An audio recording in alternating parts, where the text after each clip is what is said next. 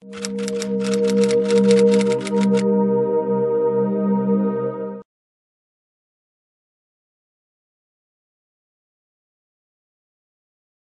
odio, este deseo de legitimar a Israel mediante el corte de todo lazo entre los judíos e Israel es lo que tenemos que analizar acá.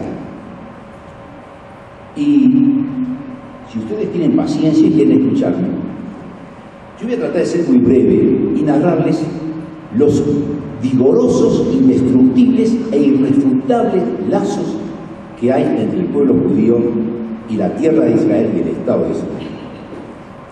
Porque es importante que cada uno de ustedes lo tenga tan grabado en su mente como su propio nombre, de tal modo que cuando alguien venga y le cuestione esa ligadura que tenemos con la tierra de Israel y con el Estado de Israel, pueda contestarla rápidamente.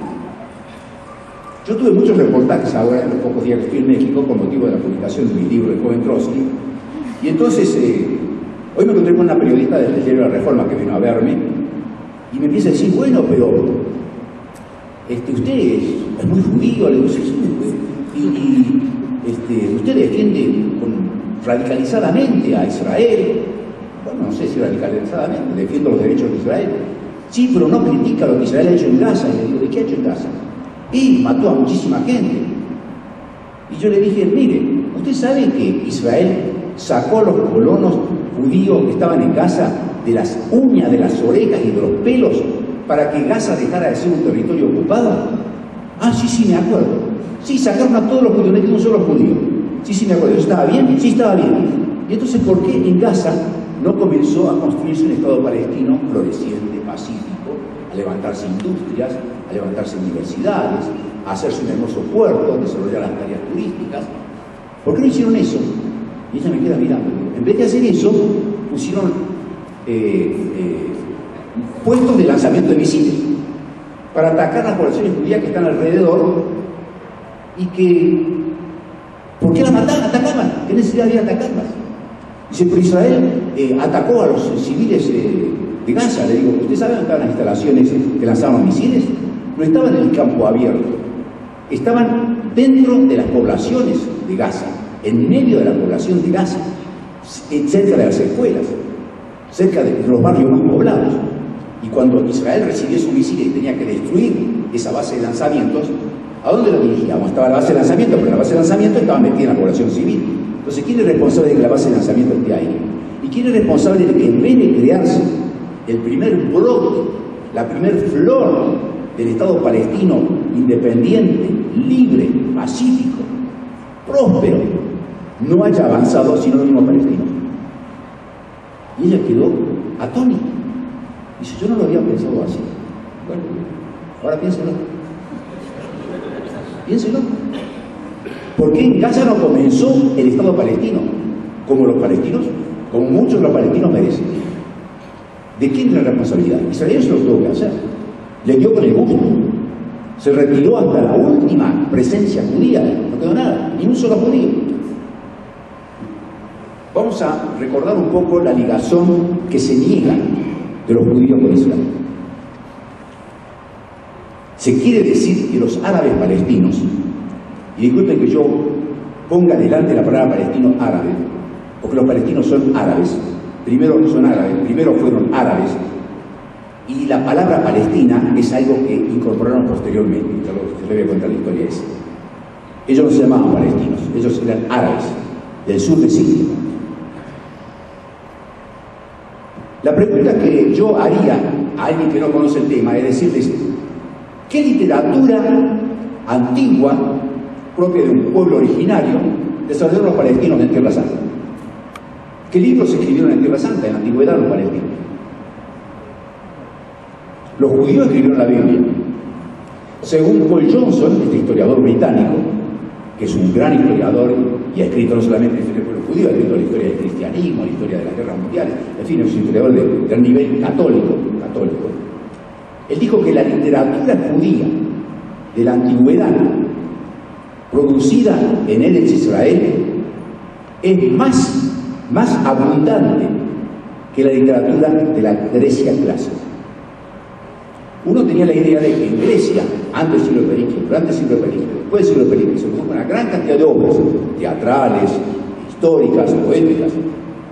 Johnson, que es un historiador muy serio, dice, no, más producción hubo por parte del pueblo judío. Lo que ocurre es que cuando se consolidó la Biblia, se estructuró, digamos, los libros bíblicos, se dejaron muchos textos afuera, que son los textos llamados agiógrafos. Quedaron afuera. El Tanaj es una parte de todo lo que se escribió y se produjo. Es enorme. Y los judíos produjeron eso en Eretz Israel. Bueno, yo pregunto, si los palestinos son los dueños de esa tierra, son los pueblos originarios, ¿qué producción literaria hicieron los palestinos en la antigüedad? ¿Qué produjeron? Luego nace el cristianismo, de nuevo. ¿El cristianismo dónde nace? Nace del seno del pueblo judío. Al poco tiempo de empezar a desarrollarse el cristianismo, surgió una tendencia que fue rápidamente destruida, una tendencia que quería separar al Tanaj, o sea, al Antiguo Testamento, del Nuevo Testamento. Pero el Nuevo Testamento sin el Antiguo Testamento no se sostiene. No se sostiene porque no sabe de dónde vienen las cosas. En el Nuevo Testamento, en los Evangelios, se comienza diciendo: Jesús desciende de Abraham, Isaac, Jacob, David, y ta. Es decir, hay una relación directa con todo lo que ocurrió antes. Las metáforas y todas las revelaciones vinculadas con la llegada del Mesías están íntimamente vinculadas con ese pasado. Es decir, ¿nace el cristianismo del pueblo palestino o nace del pueblo judío radicado en Israel? ¿De dónde nace el cristianismo? ¿Jesús fue palestino? Yasser Arafat decía que Jesús era palestino. Claro, podía decir que era guaraní también. Pero Jesús era judío. ¿Qué era? ¿Qué era Jesús? Predicó en la sinagoga de Capernaum. Ahí predicó Jesús. Iba a la sinagoga, predicaba. La última cena es el Seder de Pesaj, con todas las características del Seder de Pesaj. Revisen el libro de Lucas, donde Jesús le pide a dos de sus discípulos que organicen la cena del Seder de Pesaj. La cena del Seder de Pesaj. Esa es la última cena. ¿Y dónde están los palestinos ahí? ¿Algún palestino fue apóstol de Jesús? ¿Pedro fue palestino? ¿Judas el traidor fue palestino? Ni siquiera el traidor fue palestino. ¿No había palestinos? Ustedes conocen ese chiste muy viejo. Voy a cometer la temeridad de contárselos, que cuenta que cuando los judíos iban por el desierto, liderados por Moisés, encuentran una especie de laguna y están desesperados por bañarse por el calor del desierto y se tiran la ropa y se arrojan al agua, y cuando salen del agua se encuentran con que no estaba mal la ropa.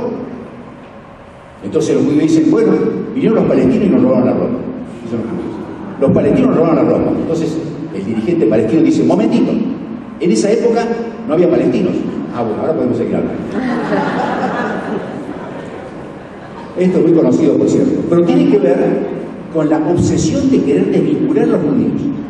La guerra de los romanos para conquistar Tierra Santa, ¿contra quién fue ese ejecutor? ¿Contra quién? Las legiones romanas que vinieron de Roma, de Occidente, y lucharon contra un pueblo hostil que no se sometía al Imperio Romano. ¿Qué pueblo estaba ahí? ¿Eran los palestinos? Y después que cae el templo de Jerusalén, ese grupo que siguió luchando en Masada, ¿eran palestinos?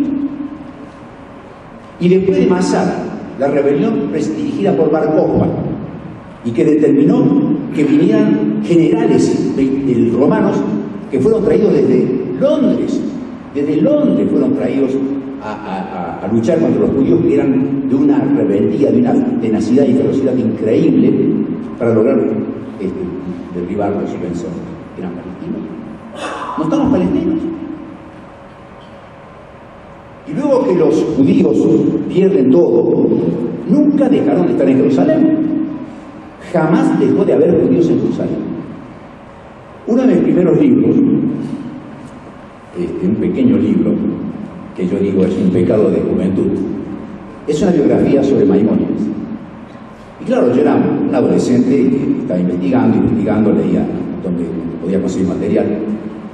Y entonces describo la primera cruzada Lo cuento en el libro como que Maimónides llega a Aco, llamada San Juan de Acre, que era el gran puerto en ese momento de los cruzados, y le empiezan a contar lo que había pasado desde que llegaron los cruzados.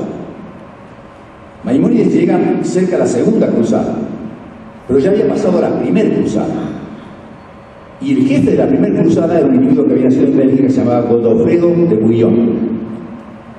Y Godofredo de Bouillon, según documentos escritos por los mismos cristianos, mató tanta gente, y esta es la versión textual, que la sangre de los infieles llegaba a los corvejones de los caballos. Es decir, la sangre llegaba a las axilas, a las ingles de los caballos. Esto es textual. Y los cruzados juntaron a gran parte de los judíos que vivían en Jerusalén, los encerraron en la sinagoga y le prendieron fuego. Había judíos ahí en Jerusalén en la época de los cruzados. Y los palestinos no estaban así. No estaban palestinos. Bueno, salió rápidamente la historia. Llegó la época en que se desarrolla la Cábala, que nació en España, pero se fue desarrollando y llegó un momento en que creció de una manera prodigiosa, donde en la Galilea, en el Galil, en la ciudad de Tzfat. Estamos hablando de 500, 600 años atrás. Y ahí se quedó un gran centro de estudio de la Cábala, que bueno, hasta los no judíos la leen, la practican, se interesan en ella. Y a la Cábala la escribieron palestinos. ¿Quién escribió la Cábala? En ese lugar. Y así vamos avanzando y dándonos cuenta que hay una ausencia total de palestinos. Están los judíos vinculados con esa tierra, a la que no abandonan jamás. Los palestinos, los llamados palestinos, cuando celebran alguna fiesta religiosa, dicen el año que viene en Jerusalén. Quisiera yo conocer alguna fiesta religiosa musulmana donde se diga el año que viene en Jerusalén. Y esto evidentemente son argumentos muy simples, pero que los judíos no los tenemos metido en la cabeza, para usarlos en el momento oportuno, para enseñarlos a nuestros hijos y para esclarecer a la gente, que mucha gente es anti-israelí, mucha gente, por ignorancia, porque le han metido una propaganda gebeliana falsa sobre la característica de los judíos.